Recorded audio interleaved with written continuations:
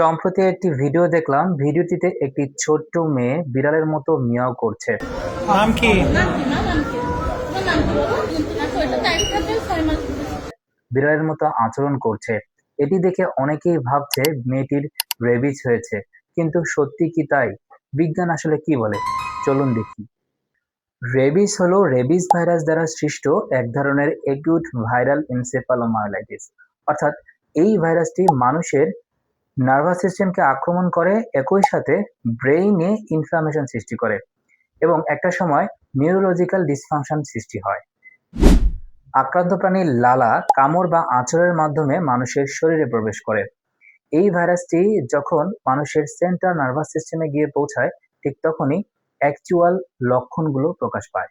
Rabies আক্রান্ত প্রাণীর প্রাথমিক লক্ষণগুলো কি কি হতে পারে সে সম্পর্কে এখন জানা যাক। রেবিস আক্রান্ত প্রাণীর প্রাথমিক লক্ষণগুলো হলো জ্বর, মাথা ব্যথা, শরীর ঝিমঝিম করা।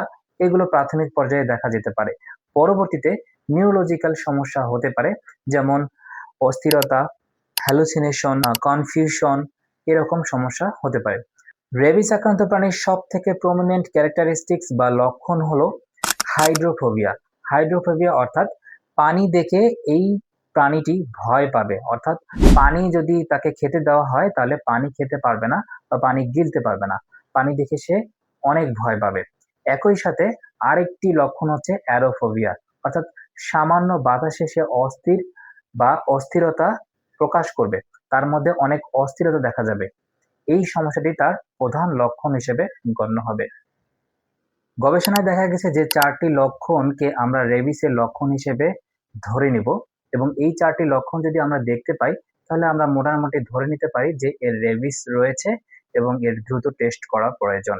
এই 4টি লক্ষণগুলোর মধ্যে হচ্ছে হাইড্রোফোবিয়া, অর্থাৎ পানি দেখে ভয় পাবে বা পানি গিলতে তার কষ্ট হবে। আরেকটি হচ্ছে অ্যারোফোবিয়া, অর্থাৎ সামান্য বাতাসে সে অস্থির হয়ে যাবে। আরেকটি সমস্যা হতে পারে অ্যাজিটেশন, অর্থাৎ উত্তেজনা তার মধ্যে দেখা দিবে।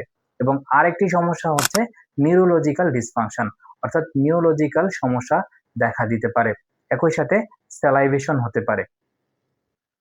ফিলিপিন্সের একটি গবেষণায় দেখা গেছে যে এই যে সমস্যাগুলো হয়, যে রেবিস যে আক্রান্ত হয়েছে কিনা, এই সমস্যাগুলোর মধ্যে সব থেকে বেশি প্রমিনেন্ট যে ক্যারেক্টারিস্টিক্স গুলো পাওয়া গেছে সেগুলো হলো হাইড্রোফোবিয়া, অ্যারোফোবিয়া, অ্যাজিটেশন অথবা স্যালাইভেশন বা কনভুলশন হতে পারে।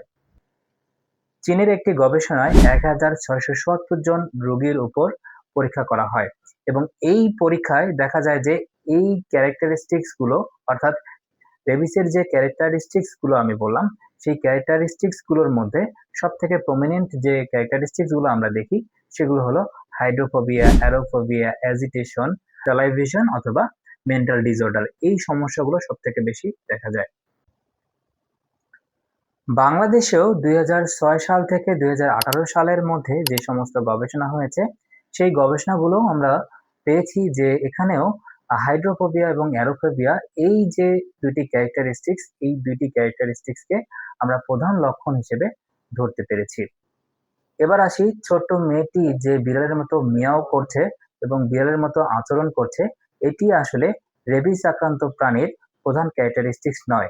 এটি আসলে কোনো ক্লিনিক্যাল সাইন নয়। তাই আমরা বলতে পারি এটি আসলে কোনো রেবিস আক্রান্ত মানুষ বা প্রাণী হতে পারে না। এ ধরনের আচরণকে আমরা লার্ন বিহেভিয়ার অথবা প্লেফুল বিহেভিয়ার অথবা সাইকিয়াট্রিক আচরণও বলতে পারি। রেবিস প্রতিরোধযোগ্য। লক্ষণ আসা পর্যন্ত অপেক্ষা করা যাবে না। অবশ্যই সন্দেহজনক কোনো কুকুর বা বিড়াল কামড় দিলে ডক্টরের শরণাপন্ন হতে হবে এবং পোস্ট এক্সপোজার প্রোফাইল্যাক্সিস নির্ধারণ করা যায় কিনা সে সম্পর্কে পরামর্শ নিতে হবে। তবে সবথেকে গুরুত্বপূর্ণ বিষয় হলো, যদি কোনো সন্দেহজনক কুকুর বা বিড়াল কামড় দেয় তাহলে দেরি করা ঠিক হবে না, দ্রুত চিকিৎসকের কাছে যেতে হবে এবং পোস্ট এক্সপোজার প্রোফাইল্যাক্সিস নির্ধারণ করা যায় কিনা সেটার ডক্টরের সাথে পরামর্শ করে করতে হবে। বিড়ালের মতো আচরণ করলেই রেবিস ডায়াগনোসিস নয়। রেবিস ডায়াগনোসিসের জন্য প্রয়োজন exposure history, clinical sign, neurological sign এবং অ্যাপ্রোপ্রিয়েট মেডিকেল ইভ্যালুয়েশন। এছাড়া রেবিস ডায়াগনোসিস সম্ভব নয়। তাই বিড়ালের মতো আচরণ করলেই তার রেবিস হয়েছে এটা কখনোই বলা যাবে না। এটা আসলে সায়েন্টিফিক্যালি অথেন্টিক না। এটিকে আমরা কখনোই বিজ্ঞানসম্মত বলছি না।